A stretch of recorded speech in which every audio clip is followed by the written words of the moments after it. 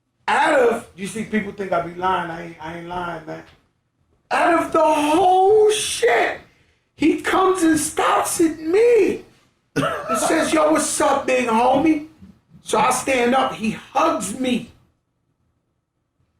He hugs me, right? And this is the first time I ever seen the whole world is looking. Everybody who don't like him is hoping him and Fat Joe get it on like, right. Oh, let these niggas go. Like, let them pit bulls go. Let us get out of here. And everybody walks up to me, yo, big homie, you suck. Love you, nigga. Nothing but good shit about you. I'ma be right here. He sits in the table right behind us. He has no gun. He has no army. He has a fucking cigar in his mouth. And everyone was so scared to death in there, they could front if they want for you. But this, I think he still had the 300 million, right? I think he still had the 300 there. For the lawsuit. It was a big one, right? So I think you know it wasn't a regular Suge Knight. It was Suge Knight with 300, 10 cars outside, 60 niggas. Yeah. Like it was a different type of environment, but he was by himself. So he sits down, boom, taking a puff of the cigar. Then that happened. It happened right in front of me. I don't want to glorify, but it taught me a lesson, right? Because a kid came, little skinny kid came and asked somebody for the autograph. And homeboy, he had 100 security too. So he said, all right, he gave him an autograph. When he gave him an autograph, the kid said, "Bow," punched him in the face. Backed up, the security and the dude was stunned. Everybody was like, he punched him again. Wow, the kid was like 60 pounds. Right. Like they sent the littlest nigga from the hood to punch, in the face. Right. Right? Like it was the craziest shit I ever seen, right? So it taught me that autograph session was over for me. Because if that nigga had a knife, he could kill you. Yeah. Right? So like if he stabs in your neck instead of the punch, you dead for an autograph. From that day on, I really wasn't into autographs no more because I seen it myself. So the security, but after the second punch, they dive on the nigga. The nigga head fall on my leg. That's how close I am. Oh. They in this table right here. I'm sitting right here. The dude who punched, his head falls on my leg like I slipped my shit off his leg. So I see him get a little ketchup. Somebody gave him a little ketchup. He was down on the floor. He pled guilty to it. So he caught a little ketchup in there. You know what I'm saying? It's good. He fought the case. They charged him with it. I see Alicia Keys running with a red dress. Russell Simmons, that nigga know jiu-jitsu or something. He was doing backflips and shit, running out the back. Niggas running all over, right? So now I'm light. I ain't got no real crew, no nothing like this. But I'm standing my ground, like I'm there. Like while niggas is running. Nah, Joe Crack ain't. I'm standing right here when this shit is going down. Mind you, I ain't really get along too much with the G unit at the time. In fact, we had beef. So they looking at me, and I'm looking like, and they looking like, yo, like, because he said what's up to me, it's almost like, did Joe have some shit to do with this shit? Because they don't know I never met him before or nothing. Right. It was the weirdest shit. But. And he sit right by your table.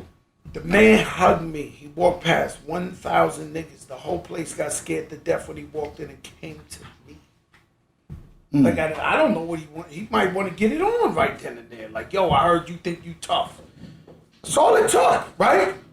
I heard you think you tough, nigga. You didn't get no calls after that? Huh? You didn't get no calls after that to see if you do? Because they probably thought I was down with this shit. I don't know. Like, he come up to me, hug me, and all that shit happened. Hey, we got to go back. We gonna stop. We're going to take this break because I got to go back to the atmosphere of being in the room with the G unit, then you and 50, and that happened.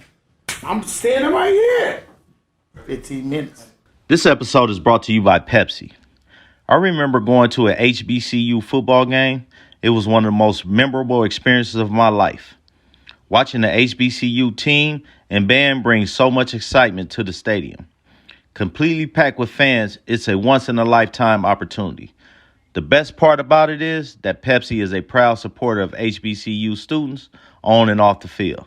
Pepsi and HBCUs. That's what I like. So look, the stage is set. I've been gone 13 years. The first award show I'm ever about to be at is this award show. That I'm telling you about the Vibe Award. The Vibe Award. It's the first time I ever finna see a award show. I'd heard about him. I'd have seen the Vibe magazine. Yeah, but you walking in like me. Like we went to the Grammys. Yeah. I don't want to cut you off, but we went to the Grammys. Pun was nominated for a Grammy. Bro, we lost. And the nigga was like, yo, let's get out of here. Fuck these people. I'm like, what do you mean get out of here? It's fucking Dionne Warwick. It's fucking Ricky Martin. We've been waiting our whole life to come to this shit. You look to the side, shots are gone. I'm like, yo, we here, bro. They don't let us in this shit. Like, fuck that. We out of here. Damn. Damn. You know, Pun had this keep it real with him twin shit. Like, yo, twin. And then Ricky Martin, living la vida loca. Like, fuck it, we walked out of there. So that was your first award show. That was my first award show. You like, holy shit, and it jump off. This shit jumped the fuck off. I'm sitting there with my homeboys. Because I went and hollered at Suge. And my homies was like, man, come over here. You know what I'm saying? I'm brand new. They like, come over here. Because I'm like, fresh home. Mm-hmm. So I hollered at bro. I'm hollered at Suge. Now come over there. I see you. I spoke to you. It was my first time speaking to you. You had glasses at the time, right? Yeah. And I went and hollered at Dre. I spoke to Dre. I did speak to 50 because 50 had got up and left the table. And when they had left, and then Buck came. And I spoke to Buck, and I was, going around. And then I went back and sat down. I came back and talked to the homie. Right when we was going to sit down, I think they was finna do a award for Dre. I think they was finna do a award for Dre. Cause I'm still. That's what they did. And then after everything got cleaned up, he still went up there to get the award. Still got the award. And then, so it was like afterwards, and all my homies just like mad. But I'm with my homies. Oh, they was mad that you said what's up, or they was mad that even happened? No, they was mad that it happened. So everybody trying to figure out. Sometimes you mind your business. I was there. I mean, to keep it a buck again, right? I was there when that whole shit had happened in New York, where Snoop was like, y'all ain't got no love for the West Coast. And I'm Fat Joe from the Bronx. I'm strapped in the awards down here. I got 4 of my guys, they all doing life. You hear me? Beyond life. Right now. We all strapped. Now, they're in jail for life right now. I'm sad to say it. Right. Still my brothers, still keep in touch with them. Still see their moms with envelopes. Still, this is my family. Right. But they was there. You know what I'm saying? And I'm sitting in there like this, but I'm thinking like, so they this in New York, but I'm thinking like, yo, this ain't my beef, bro. Like, you know what I'm saying? Like if I had $10, Puff Daddy had $100 million, he could answer his own beef. So I'm sitting there like this, and so you feeling like, should I get involved with this shit? But you just like, yo, that ain't my beef. What you want me to do? I can't. It ain't nothing for me to get involved with. So that's how your boys felt. Your boys felt like, yo, that shit was fucked up, but really ain't their beef. Right. Where you gonna play Superman or some shit for no reason? I talked to Corrupt about that too. Corrupt was saying that the incident wasn't even like that. The kicking of the building happened after the shooting. Yeah. But nah, they poked their chest out in the middle of New York. That's what Suge Knight was like, anybody don't want to dance, anybody this and that. And Snoop was like, yo, what's up, New York? Y'all ain't got... They poked their chest out. Wasn't it afterwards, though? No, that was how that shit started.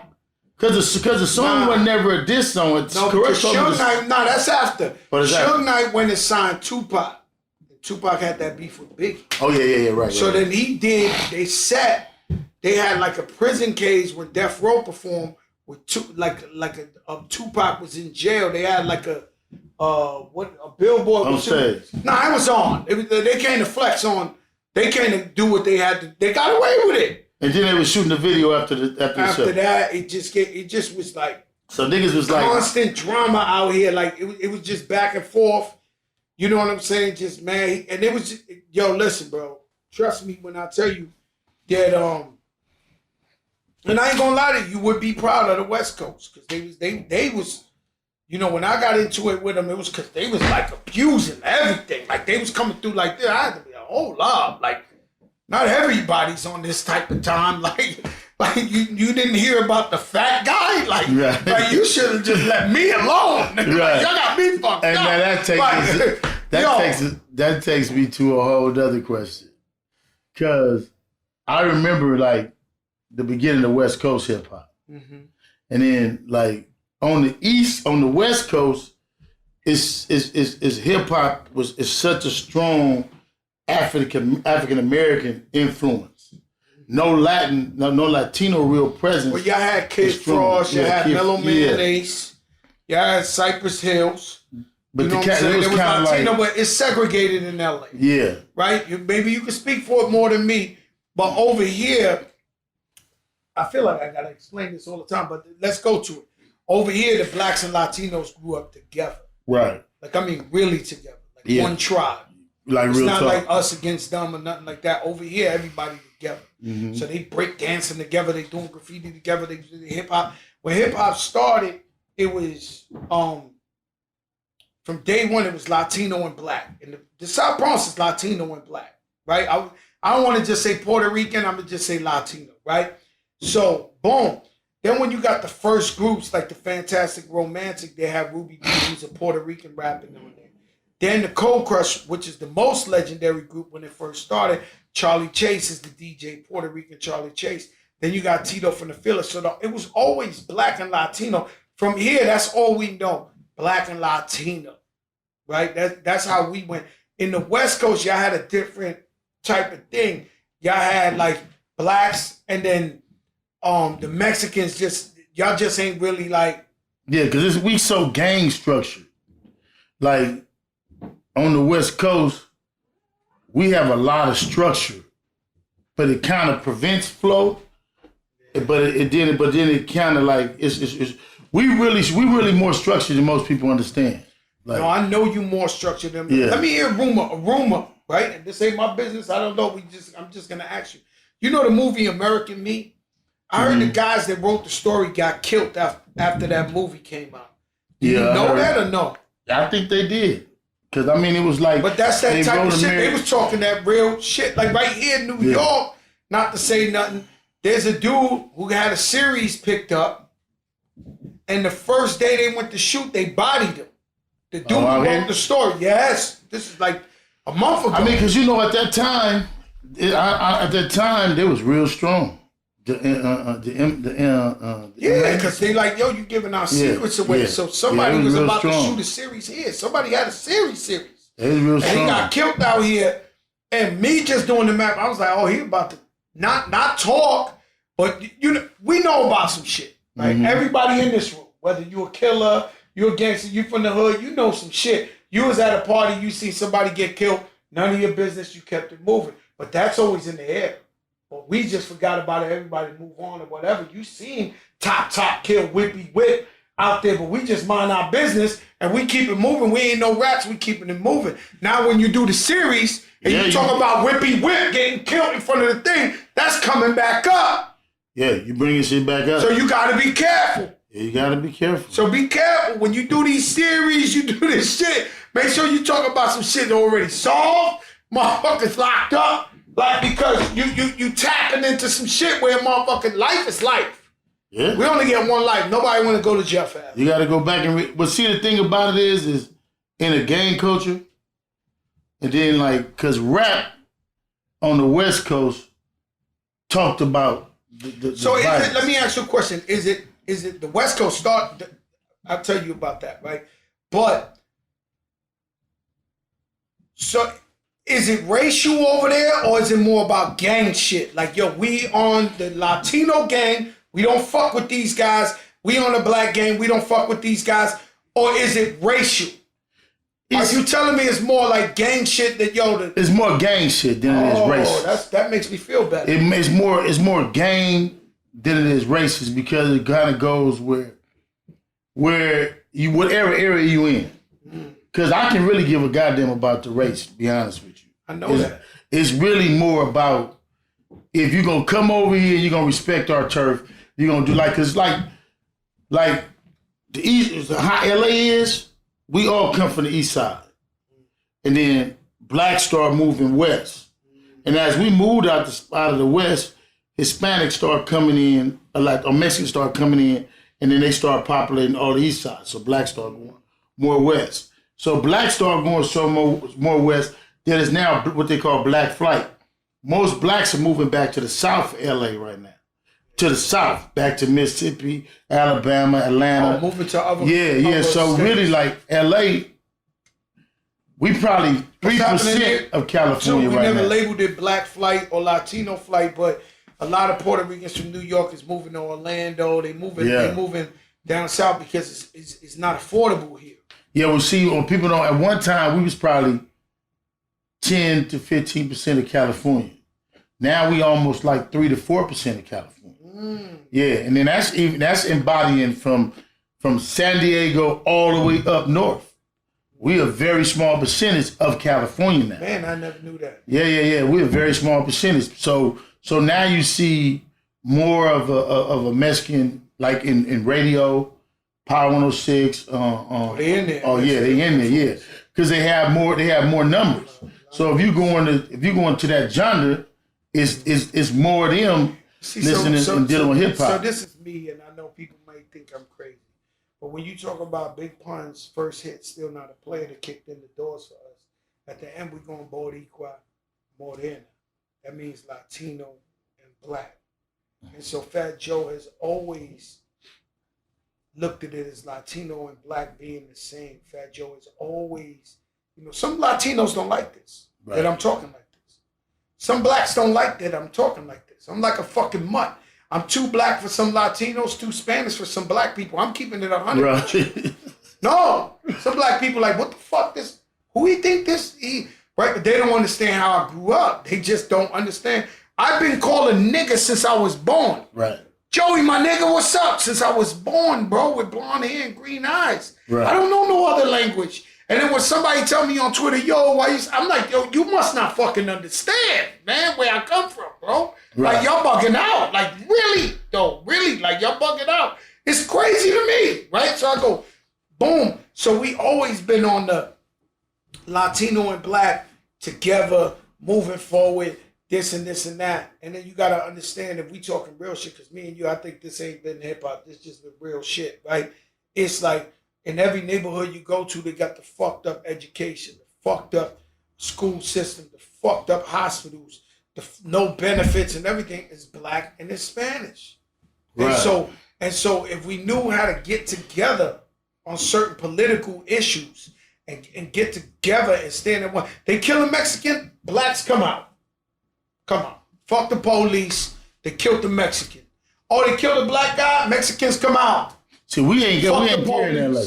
We ain't there in LA, and I think because blacks really merge with anybody. We really kind of like, even in prison. If you hit a prison yard right now, this is just the truth of the matter.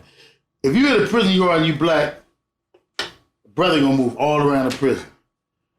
If it's a black dude claiming a Mexican gang, we gonna look at it like, okay, that's what we think. But if it's a Mexican or a white boy claiming a black gang, they in their feelings. Oh, they in their feelings. Like, he got to come with it. Like, we got to tear the yard up every time. You know what I mean? And that's kind of like the culture of LA. This is the difference, right? So in here, too, from what I know of, the blacks stick with the black, Latinos stick with the Latino, the whites stick with the white.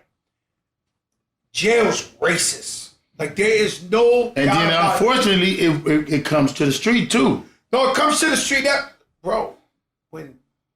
All right. So the hip-hop, the only genre that I feel like fuses that together. I had a girlfriend before my wife. She was black, right? And her father's a legend. I mean, a legend. Right? Like, like a legend. Like, you hear them stories, yo... Homie got pulled over, got caught with $1 million in the trunk. This nigga's a legend, right? Came home after 20-some years. The first thing he did, he sat down with me. He said, yo, I really don't like you. You Puerto Rican. I just came from jail for 28 years. Black stick with the black Puerto Rican. What the fuck you doing with my daughter? I'm like, yo, that's my girl, bro. He said, I know all about you.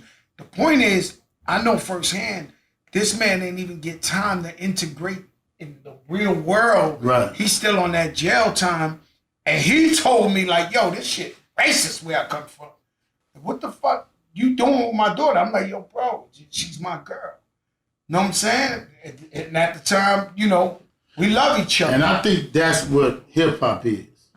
Because, see, I feel like if it wasn't for y'all push, for the push that's going on right now in L.A., hip-hop brings us together. Like, you can't, we would be so divided if we didn't have this music, if we didn't have this form Hip-hop in L.A., is, and that's what I'm like. Listen, ghetto gospel. So hip-hop is the most powerful form of music. It's poor people music. We like diamonds and all that, but the truth is, you can make hip-hop without a dollar. Right. You can hit a fucking trash can and start rapping. That's how it's always been poor people music. I know I didn't just hear Big U talk about he used to rap. Yeah, Big U used to rap. I got one or two, man. You know, all I got to do. You know what But I'm you saying? was talking your shit. I see it, man. I'm Big U, 6'2", like- and hell of a I got one. Yo, you was rap when they got too crazy. He said, "Hold up, I'm Big U 6'2". What the fuck? Yo, That's how we diss niggas in the jailhouse. listen, that's how it started. Yeah. So the Bronx looked like a war zone. We can't even begin to believe how it looked. Anybody, please, if you think I'm lying, Google the Bronx in the 70s. All the buildings was blown up. Shit wasn't no parks. It wasn't nothing. And that's how hip-hop started. Motherfuckers was so poor, so hungry, so fucked up that they start making little music. Like, yo, shit fucked up out here. The mayor don't give a fuck. The people don't give. You heard the message? Right. At the end of the message, Grandmaster Flash and the Furious 5, they got locked up by the cops. It's some abandoned shit. You know how that whole, it's like a joke sometimes. You make me They wonder get how I locked keep up from going on that under. video. I got one question, though. Man, what was the clothes? Look, back in the days, the legends of hip hop was wearing spandex. Some funny boots. shit. Yeah, but listen, Hey, man. tassels. You see, so at that time, from what I understand when I spoke to the OGs, is they was trying to be like the Gap Band, Bootsy Collins and them, that they all had like costumes. So they felt like at the time, if you was gonna be a rap group, you had to wear a costume. The Cold Crush used to wear the mafia suits. Literally at their show, like fucking looking like Don Corleone. And then it wasn't to Run DMC. They started wearing the leather things and looking like a regular hustler on the street that everybody was like, oh, okay, we don't need the spandex, the fucking boots up to here, the tassels. Nah, they was doing a lot. Hey, you know what I'm saying? I was just a baby, crazy. man. But they was doing a lot. But they thought that was like a uniform. It was show business. Because it was like a jungle sometimes. It made me wonder. Them niggas had You like, yo, your fucking boots. clothes Like, make wait me a wonder, minute, man. goddamn. Like, my man was saying, man, look, Nah, survival was my song, bro. We was game banging so hard to survival. For real. Bro, everything he said is survival. I was in, just while we do it, I was in Dapper Dan.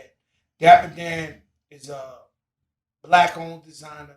He used to make Gucci suits for all the artists, all the biggest drug dealers in the world in New York and shit. So Dapper Dan, if you had some Dapper Dan shit on, you was beyond certified. Mm-hmm. So I'm up in Dapper Dan. I'm maybe 14. I'm buying some Gucci Dapper Dan, Fat Joe shit. He hooking me up while I'm up in there. Video Music Box plays NWA for the first time. We see Little Eazy with the motherfucking Jerry curls and the flamethrowers and all that. And I was in there with like 10 dudes from Harlem, from all over, and everybody was like, oh shit, what the fuck is that? And they was talking that real shit. And so they changed the game. So even, it's like a jungle sometimes, it's talking that real shit, but it's dancing. It ain't like, fuck the police. Like, so when Eazy and them, they came out with that straight up and down, fuck the police. You know, she swallowed it. Right. Just don't bite, bitch, she swallowed. Like, they was violating. And that, like, opened our minds to say, oh, shit, we can go crazy on this rap shit. We ain't got to PG, we ain't got to censor ourselves. So they changed that whole the gangster rap. And they give credit to KRS with BDP when he had the Uzi at the window and he had the criminal. Hell no. I'm gonna tell you who I give credit to. It's gonna shock and amaze you. Talk to me. Wild Wild West. That was us. Wild West. He was talking about us. Ooh, the Wild. I should go uptown. Harlem. Front Street. That's right. Hey, bro, that was us all the way. Wild Wild West was losing it. Nigga said, listen, man. Kumo D shit. Man, that was it. We felt like that was us. We felt like he was singing, he was rapping. Kumo that was D us. So fly, man. Back in the days, he matched the Benzes with his fucking outfits, with his all shades. That nigga was hard. He was stunting on motherfuckers. It was hard. Kumo D. Then when he started beefing with LL, we was like, LK, come out here. Well, LK, come out here. we that boy LL went at that boy. He was the young boy, because Kumo D was the best at that time. When LL was coming up like a rocket ship. Like he was the hottest young, say a Kendrick Lamar, J. Cole right now, like the hottest young rocket. And Kumo D was the legend. Yeah. And Kumo G was fucking everybody up in battle raps. But this kid had that, my radio, he was coming shaking this shit. It was hard out here. But was it a real beef or did it start on accident? No, that was wax. Kumo D, LL Cool J, from what I know, was just wax. But it was LL damaged his brand. Now as we know it. Like, that's the first destruction. That was the first destruction. That boy was going, he said, and he came back. Kumo D came back with How You Like Me Now. That shit went like 4 times platinum. Yeah. So them niggas was throwing hits out at each other like this. But LL was that youth that the girls loved him, everybody loved him. So I think LL won that. L moved to the West. He got with the homies. Started making movies and all that shit. This nigga made a love song. I need love. That nigga was hard. So you was young in that era. Yeah. Hey, but look, because we're going to kill it in a minute. I don't think the people on the West know who Joey is, bro. How many people and legends you created. Or not created, you brought to the world. Just brought to the game. Well, me personally, I grew up in the Bronx, dirt poor, on welfare, in the projects. If you go see my projects, you see that shit like Gladiator School. And so I came in this world with nothing. Nothing was expected out of me. But it's been a big gift to me, you know what I'm saying, to put others on and put others in position. You know, it's something I always wanted to do and always wanted to do. So if we can start off with Big Pun, you know what I'm saying, first Latino, double platinum. You know, Pun matched a mink with every car. Pun had fucking $40,000 dogs, diamonds. Like, this guy was getting stupid money, more money than Fat Joe. Remy Ma, my sister, she doing pretty well for herself. Mansions, pools inside of the shit. Cool and Dre. You know, Scott Storch never got his props. He was doing all that music. They wasn't bigging him up till I did lean back and shouted him out. That opened up the way for him. And that next year after that, he made $90 million. Like, that's from one shout out from Fat Joe. Scott Storch, what's up, my nigga? After that, it was cheese lines at his door. He made $90 million. I had a friend when I was fucked up and I had no money at one time. All my friends that I told you I was at the source with, that's doing life, around that time that they all got locked up. Boom. I was down in Miami and a good dude took care of me. His name is Rob Fernandez. Rob Fernandez let me stay in his condo with my wife. He took care of me. He fed me for like 6 months. I was just trying to stay out the way because it was really, really hot out here. And so, like, a couple of years later, I'm the hottest dude in the game. And he comes to me with a CD. He says, yo, this is my artist. He was like, could you go up to New York and see if you could put him on or whatever the case. So I had these niggas was breathing on my neck, Steve Gottlieb and TBT. Who's the next Spanish nigga? Who's the next? So I woke up in there, his Pitbull CD. I said, sign this nigga. He the best. He the best Spanish. Pitbull. I ain't even know that, bro. Listen, he the best Spanish dude in the world. And he signed that nigga. And Pitbull's Pitbull. And he ain't never changed on him. He's one, never changed on him. When I went in my trouble with the taxes, he begged me to give me money. I ain't take his money. but he a real one. Pitbull, a real one. Damn, right? bro. He never forgot. Now, Trick Daddy. I'm in Miami one year. It's Super Bowl in Miami, and his shit ain't come out yet, but they had all that. No, there. He had a mixtape with the welfare stamp, and his face is on it. The nigga was hot in them streets. Everywhere I'm going in Miami, they playing this shit. I come back up to Atlantic Records. I go to Craig County, put a cassette on his table. I said, you better sign this nigga. Trick Daddy, you better sign it. That night, Craig County called me and said, hey, I signed your guy, Trick Daddy. Yeah, you know Trick Daddy sold millions and millions of records. DJ Khaled, you know what I'm saying? My little brother slept on my floor, slept on my couch. You know what I'm saying? Raised the nigga. You know what I'm saying? He was there for me and Big Pun. We loved him to death. I always knew he was special. So one day he tells me, yo, please, yo, get me a record deal, please. And I said, yo, but Khaled, you a DJ. You know, he's my brother. He was like, Kim, I promise you, get me the... So I go up to New York. I bring Khaled. And the nigga Alan Grumblatt just lost $1 million something that he gave to DJ Funk Flex. He gave Funk Flex $1 million something, and that album really ain't do what it was supposed to do. So he was like, yo, I promised myself I'll never sign a DJ in my life. I'll never this and this and that. And I was like, yo, bro, do you like Fat Joe? I love Fat Joe, because Alan, one of the guys who discovered me, I said, this guy's Fat Joe on steroids. Sign this guy. This guy's gonna go. And they signed him. And the motherfucker. So Alan Grumblatt, when it was E1, it was Koch. Signed Khaled's first deal. Khaled was on Terror Squad for like 6-7 albums. So all I do is win and this and this and that. And just to be clear, I never took $1 from Khaled. That's my brother. I love him. Right. Because a lot of times when you mix, it's sad because the Jews, they strong because they're able to do this. But unfortunately with Black and Spanish people, when money get in the equation, we start fighting each other. And I love Khaled so much as a brother that I was like, yo, you know what? Don't give me $1. I don't want to do business with you because I love him so much. So I wanted to make sure we never fought over money, because I've been so many arguments with people I love over money. When you look at relationships and you look at people and you say, damn, these two are like brothers that get along. Out of nowhere, everybody like, yo, they not talking to each other no more. It's always money. It's always money.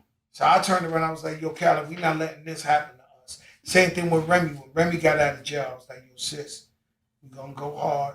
We're going to get to this money. We will never argue with each other again. Don't argue.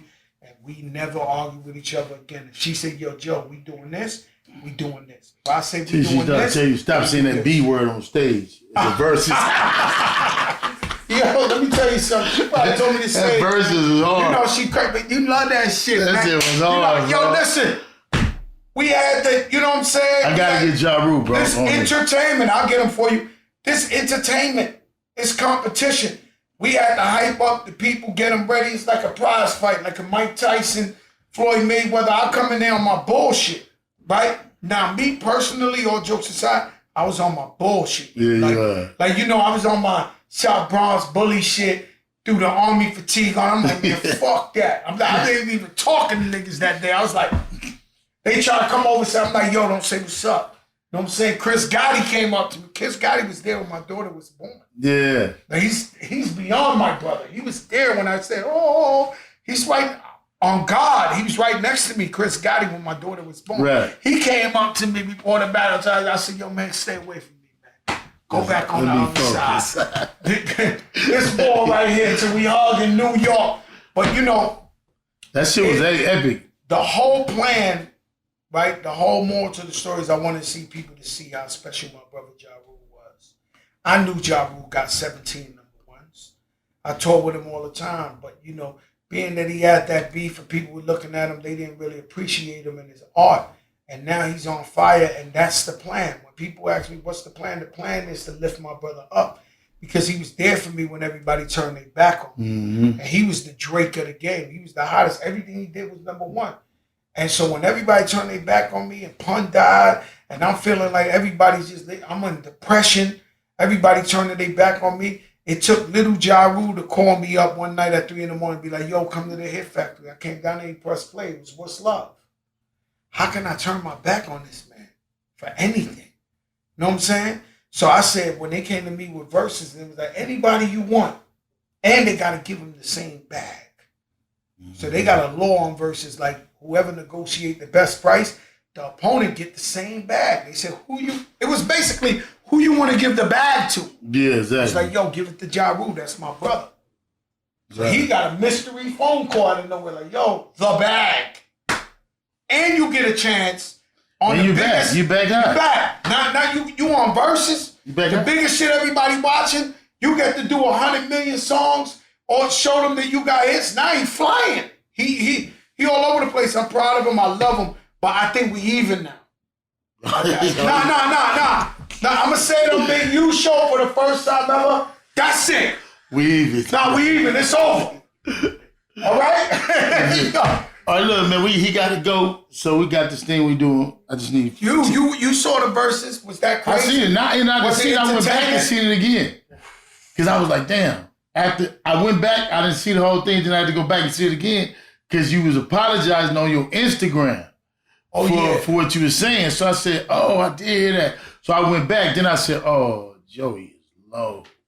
Yeah. I was on this bullshit. The two Beckett persons. No. Oh, no. But I ain't know all that. I said, oh, no, I didn't know I was going to say nothing. You not listening to me. I never knew I was going to say something.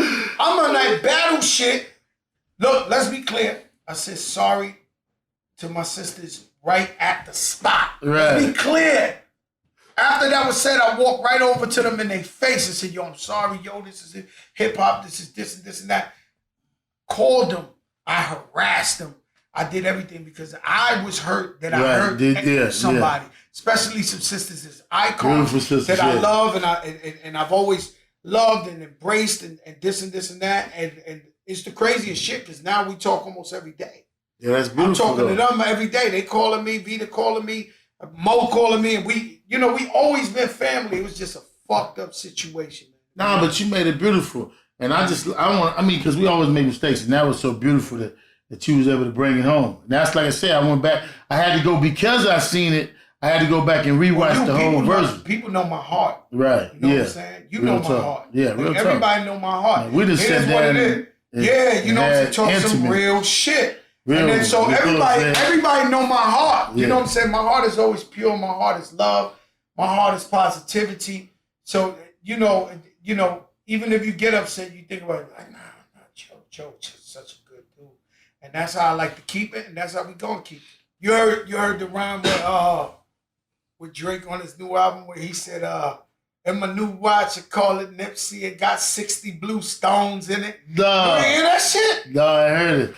Cause he got one song he got one song he shouts out Big U, he didn't put it on the album, man. Well, I gotta holler at you, Drake. Yo, Drake. You give me a shout out, but you don't put it on the album, Drake. Well, he shouted out the yeah, he shouted out my son. That's it. My nigga Nip. Nah, man, look, he loved Nip, bro. Him and Nip was one. Him and Nip was one-on-one, bro. They was like when me and Nip. Let me be clear, right? Nip is just such a beautiful person. Yeah, he was. Okay, so when you see the outpour of love for Nipsey, it's because if you hated Nipsey Hussle, you was a hater.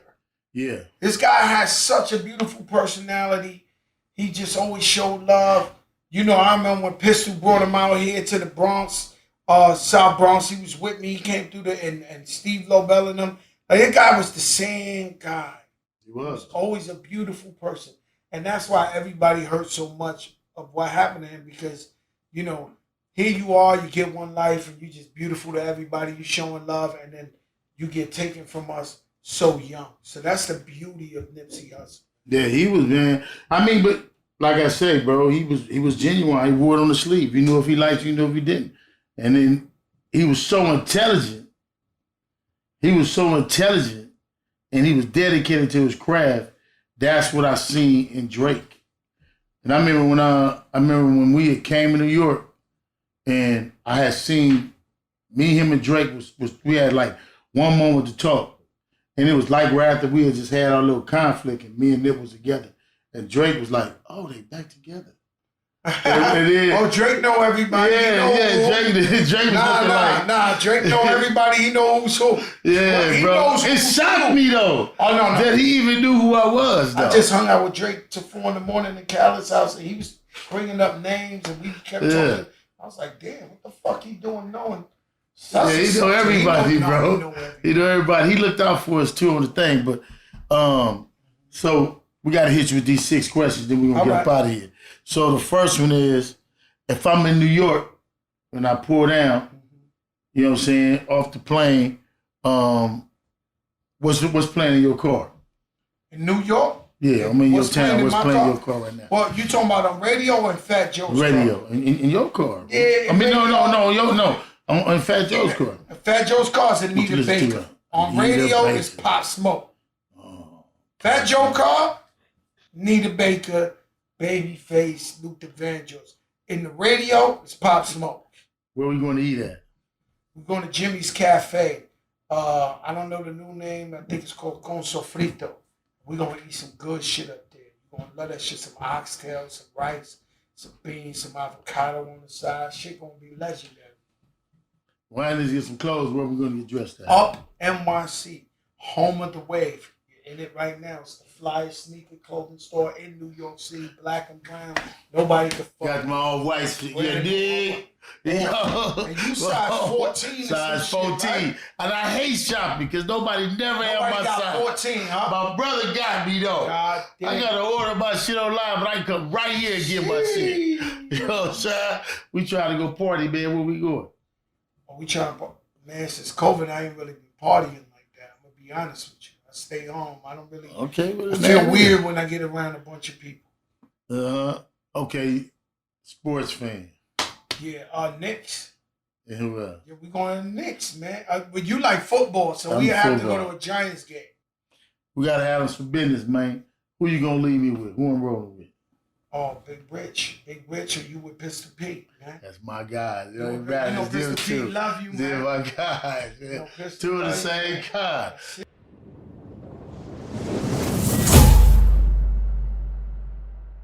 One is in the middle of the COVID. We went out to the Bahamas and we rented this yacht. This shit was like a 350-foot yacht.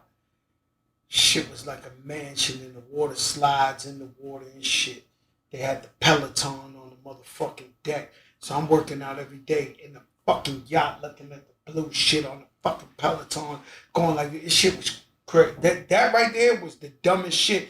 And so Corona taught you one thing, to save your money. The next thing it taught you is don't hold on to it too long because you might fucking die. So enjoy yourself. So I went out there. Shout out Jeff Aronson and Carolyn. It's a 10. We went out there. That was one of the biggest shits I ever had in best times I ever had in my life. Another time, I'm going to tell you right now, they gave me $500,000 to go eat dinner with a super rich dude one time in Vegas. It was his birthday. He just loved Fat Joe. He wanted Fat Joe to sit down and eat steak and lobster with him. So I went up in there. They had the biggest suite in Vegas, some crazy shit, this, that. And it was like, Fat Joe, he loves you. They paid me $500,000 just to eat steak and lobster, go to the club, pop bottle. You can't even make this shit. I want to go eat. I don't even eat. Hey, give me 50. I go eat with you. Man, yo, I could not believe it. You know, I used to rob people for $1. $1. $1 in the streets. I'm over here getting paid to eat dinner with motherfuckers. That don't sound grandiose. So hope it ain't. Man, look, I love you, bro. Love you too, I appreciate you, man. Hey, you know what? Y'all, this is the biggest in the game. Y'all know what's up. We here now. Yeah. World Star. Checked in, baby. Yeah, man. See, what y'all don't understand is you got to check in, man. Everywhere I go, I check in, man. No, I don't get checked, I check in. It's a big difference, man. You gotta really understand what I'm saying.